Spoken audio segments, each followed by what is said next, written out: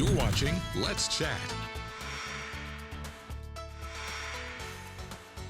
The funeral for Medal of Honor recipient Captain Larry L. Taylor is taking place Wednesday afternoon. It's my honor to have with me someone who survived the brave rescue that Mr. Taylor performed, and Vince Butler, my friend with the Medal of Honor Heritage Museum. Thank you so much for coming on today. Thank you for having us. Thanks. So Sergeant Hill, so good to have you on. I'm so glad you're alive. Thank you for your service. I get chills.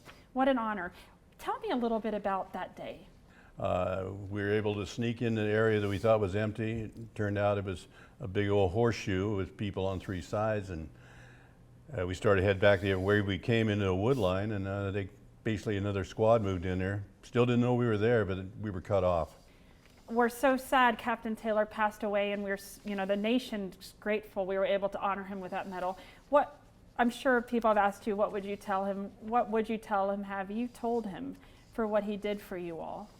Oh yeah, Larry, I didn't actually meet Larry in person on the ground until 1999. He came to one of our reunions.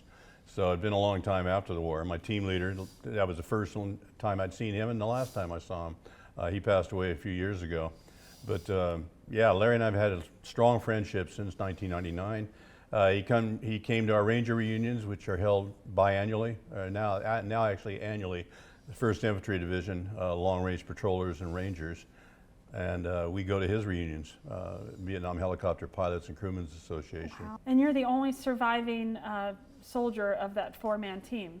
That's right. My teammate Billy Kahn, a grenadier, he was killed in action, along with his entire team was lost, 6 guys, and Wow. 4 helicopter crewmen and pilots, so 10 guys in a blink of an eye. And Gerald Patty, who's from Maryville, Tennessee, he died of cancer in 2015, and Paul Elsner, a team leader, in 2010. So I'm the guy left on the team.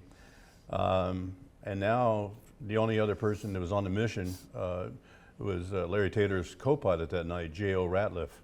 So just the 2 of us. Well, you're here. You have a torch to carry and a story to share. I don't cry often in interviews, but being your sacrifice and what could have happened, I'm happy you're here, and you have a mission to keep sharing this. Yeah, and just one thing that Dave, he's probably too modest to say this, but they were surrounded. It was early morning hours, pitch black. Larry Taylor was dispatched in there to try to provide cover. That's what the Cobra helicopters did back then, was providing cover for troops on the ground. He expended all his ammunition, all the missiles from the pods, and was waiting for the next round of Cobra helicopters to come in to continue to provide cover. And, right. Asked, when he learned that there was no other helicopters coming, that he says, we got to do something. His commanding officer at the time ordered him back to base, saying that helicopter's too important. Dave Hill and his team were basically trained to extract themselves from really scary situations, and they'll be fine. And if you know anything about Larry and a lot of the Army Air Corps, they have a saying about leaving no man behind. And he basically, what I always say, he did the harder right versus the easier wrong. He didn't follow order, he defied the order, and he basically flew and landed his helicopter in the middle of a firefight, grabbed 4 Rangers, picked them up and flew them out. Yeah, and elaborate what Vince was saying. Larry Taylor was a flight leader. Now, he was a lieutenant. He was outranked by virtually everybody else on that mission. Wow. But he's the best guy, so that's the way the Army tries to do it. The best guy will be the flight leader, will be the team lead. Between he and his wingman, they fired 152 aerial rockets, 16,000 rounds of machine gun ammunition.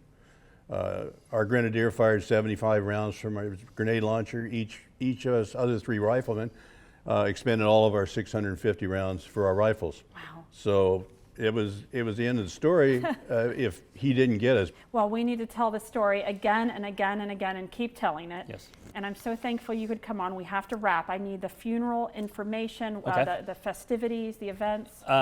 Wednesday is the day of his funeral. There's going to be a lot of activity in that day going on, but there's a closed memorial service at 2 p.m. at the Coolidge National Medal of Honor Heritage Center. That is for family, invited guests, and dignitaries. The procession will start at 2:45 at the Aquarium Plaza, and we'll go down Market Street to East MLK to Holtzclaw into the National Cemetery, Well, there'll be a 3:30 interment. That is, if people would like to come, can come there and watch. And just be mindful, there's other activities and other funerals going on, so we ask them to please be respectful. But that is going to be full military honors. It will conclude with a 21-gun salute, an Apache flyover, and it's going to be an incredible opportunity. But we really encourage the public to come out, line the streets on Market, East MLK, and Holtzclaw, so we can truly honor this American hero. He's a Chattanooga hero, he's an American hero, and it's one opportunity. We can just not only honor him and his life and legacy, but we can honor all veterans and all active duty That's personnel and show patriotism, be proud of who Larry Taylor is and who proud of our community, which has been very fortunate to have multiple Medal of Honor recipients living here.